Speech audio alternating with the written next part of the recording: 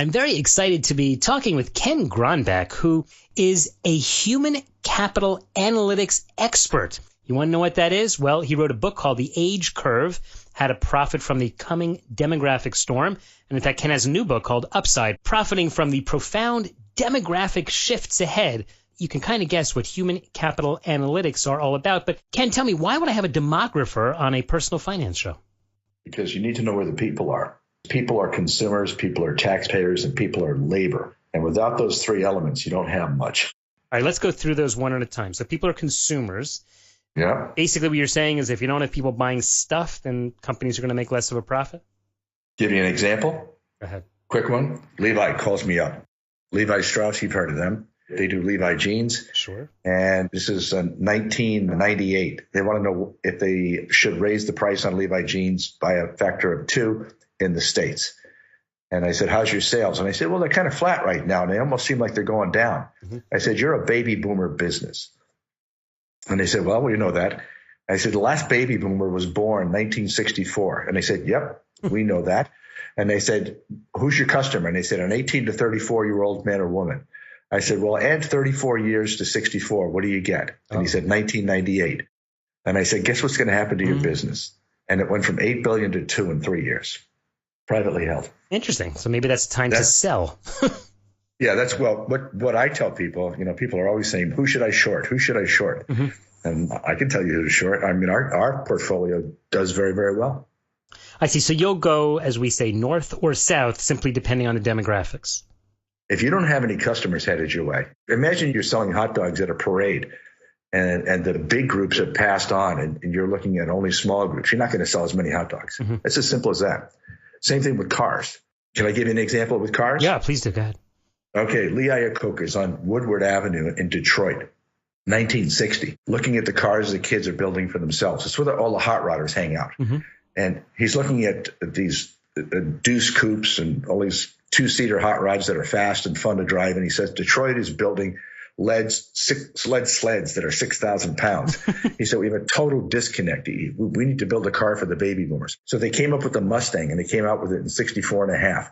He would have been a hero if he sold 100,000 units between 64 and a half and model year 65. He sold 700,000 units, and they could have sold, based on the waiting list, 7 million. Do you think that would affect their stock? Oh, yeah. You think? Think? All right. So you said three things. You said the number of people. So that's an interesting statistic. What was your number 2 there? Well, the number of people affects the consumers, it affects taxpayers, and it affects labor. Got it. Let's skip taxpayers for a minute because I'm curious what you mean by labor. I'll give you an example. China right now. China's under the one-child-only policy that was in place for 37 years had a distinct advantage in the marketplace because they had tons and tons of labor, literally 1 billion people in their labor market. But with their one-child-only policy, what they experienced, what is called a demographic dividend, it was like a couple that doesn't have kids, you know, socioeconomically, they advance quicker. So they didn't have to deal with kids. And in 37 years, they prevented, in quotes, 500 million kids. Well, that was great for the 37 years, but now it's time to pay the piper because now they have their labor costs are about to spike and not look back ever. And they literally don't have enough taxpayers to handle 1 billion elderly. And now they've gone to a 2-child only policy, you know, 500 million kids. Mm-hmm. So they shot themselves in the foot.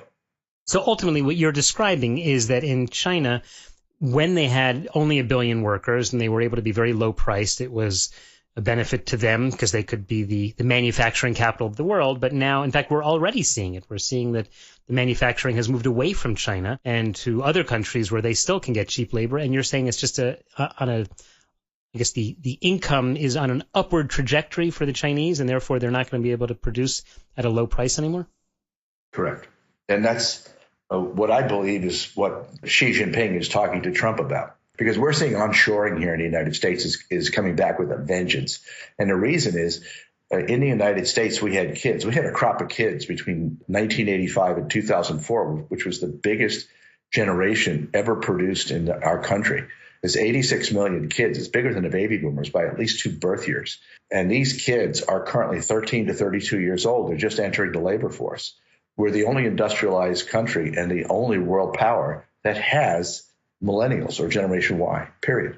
So we're in a good place, a really good place. Mm-hmm. We're talking with Ken Gronbach, who is a demographer. He speaks to companies around the world. He speaks to people around the world. He's written a number of books on the topic. He's been talking to us about how looking at the population, you can actually judge a lot about how a company will do, how a government will do, how a whole country will do. Ken, let's dive into this a little bit more because, frankly, you sound a little bit optimistic about the millennials. I got to tell you, you're one of the few guests I have on the show who says that. Most of the people I talk to are a little bit less enthusiastic about them. Tell me more why that should make someone optimistic as an investor. As an investor, we have labor, we have technology. These kids are cyber to a fault, and they're good kids. And there are no more secrets. It's going to be a very, very different commercial landscape. But I'll tell you this, going forward, if you're the only world power that has a Generation Y, has an increased labor force, and it looks like manufacturing is coming back to the States along with a lot of other stuff, that I have a real good feeling about Gen Y or the millennials. Let me just tell you this real quick. Do you remember when baby boomers, you were hippies and sex, drugs, and rock and roll? I can remember my stepfather saying, what kind of a culture are you going to, what's your legacy going to be? Mm-hmm. This is horrendous. Well, what happened to the hippies? They became Republicans, and or something. Some of them anyway. Some of them did anyway. So the bottom line is these kids are all going to grow up. They're going to throw away all those trophies they don't deserve, and they're going to go to work. And they're smart and they're decent kids. That's why I'm very positive about that. Okay. And do you have any kids who are in that age range? I have a 22-year-old who is in a nursing school and a 25-year-old who works for me. All right. And she is I call her my type A Gen Y. All right. I understand that's why you have to speak positively about that whole generation. You could just speak positively about your kids. My kids also work for me, and they're fantastic. But maybe it's because they learned something from their fathers. What about immigration? How is immigration, which is, it seems, or it sort of feels, at least in the news, that it is drastically changing the location of populations. How is that going to affect the economies? Well, it's a positive for the United States. We actually have fewer Latinos coming into the country than leaving. There are more Latinos leaving the country. So if Trump builds a wall, he's actually going to trap them in. So I've tried to dissuade him from that. But the majority of our immigrants now in the States are coming from Asian countries, and specifically from China. And they come in high net worth. They come in different visa requirements. They come in creating jobs, not taking them. And we're beginning to see that everywhere. And if you want to see an example of what the Asian invasion is going to look like, all you have to do is go to Vancouver and take a look at a 1,000 square foot condo that sells for $1.5 million. Wow. But this could just be artificially increasing the prices because there's just not enough room for everyone. That's what a lot of people are worried about, that with the huge immigration, it's actually going to hurt the current population in any country. Here's the thing. What did we learn in 2008? We learned that housing is the economy and the economy is housing. What we have is 330 million people in the United States when you count the illegals, and demographers do. They're here. Mm-hmm. We have 155 million housing units, and that's everything from a trailer to a mansion, anything, 155 million housing units. The two largest parts of our population, 80 million baby boomers, and there's still 80 million of them, and 86 million of their kids are still living under one roof. The kids are moving out. We are 25 million housing units short of our needs right now, unless these kids are going to sleep in tents. Mm-hmm. So that suggests that you would be buying real estate investments because you think there's going to be such a strong demand for it. If you are in Virginia, down to Florida, over to Texas, up California coast, Nevada, and Arizona, hang on to your real estate. Mm-hmm. All right, Ken, we are just getting to the juicy stuff because now you're talking about real specifics. Unfortunately, we're just about out of time. But I know you have a lot to talk about and a lot to teach. So tell me in the last few seconds, how can people follow you and follow your work? They could go to kgcdirect.com or go to Demogronomics, just like it sounds, Demogronomics.com, and you'll see how we deal with portfolios. All right, we will put links to that at the show notes of today's show at goldsteinongelt.com. Ken Gronbach, thanks so much for taking the time. You are a treat. Thank you.